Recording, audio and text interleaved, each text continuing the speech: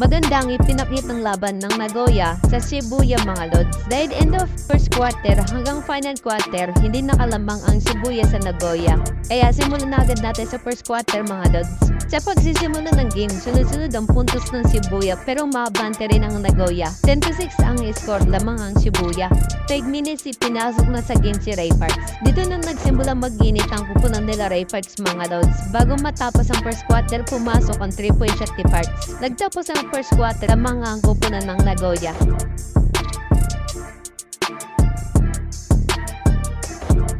Sa second quarter mga lods, hirap pa rin talaga ang kupunan ng Shibuya Sandakes sa Nagoya Diamond Dolphins. Dito sa pagsisimula ng second quarter, nanatindi pa rin si Ray Parks mga lods. Ang unang puntos nanggaling sa tres ng Shibuya. Sumablay ang tira ni Ray Parks pero nasalo niya ang bola at ay pasok. May kasama pang foul, ngunit sumablay ang kanyang free throw.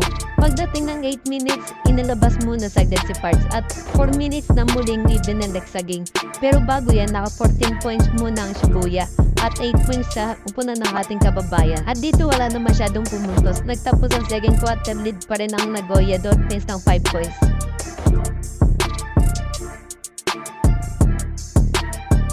Opening of third quarter, inilabas si Ray Parks. Maganda ang naging palitan ng puntos ng dalawang kupunan.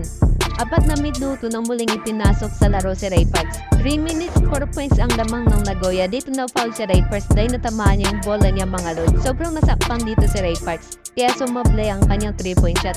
Ngunit pasok naman ang kanyang tatlong free throw.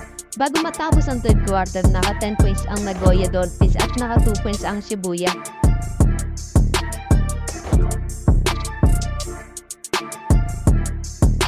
Opening of fourth quarter, 60 to 54 ang score. Hindi pa rin tinatanggal dito sa Ray Parks. Ang unang punto sa fourth quarter nagmula sa team ni Ray Parks. Agad naman bumawi ng tres ang Sandakes. Palitan ng naging sagutan ng dalawang kupunan mga lods. Nagpaulan ulit ng tres ang Diamond Dolphins pero hindi nagpatalo ang Sandakes. Pagdating ng 2 minutes, inilabas na sa laro ang ating kababayan at hindi na muling ibinalik. 74 to 65 ang score. Pasok ang 3-point shot at ng Nagoya. Bumawi rin agad ang kupunan ng Sandakes. 2 points ang naging sagot yan ng Nagoya. Pero mas matindi ang bawi ng Shibuya mga lods dahil pumasok ang 3-point shot ng Sandakes. Pilit pa rin pumabol ang kupunan ng Shibuya Sandakes mga lods. Pero hindi kinayanan ng Shibuya ang lakas ng Nagoya Dolphins. Nagtapos ang bakbakan ng dalawa sa score na 79 to 70. Panalo ang team nila Ray Parks. Naka 8 points si Ray Parks mga lods. Sa game na to ang napansin ko kay Ray Parks, hindi niya masyadong sinusolo ang bola.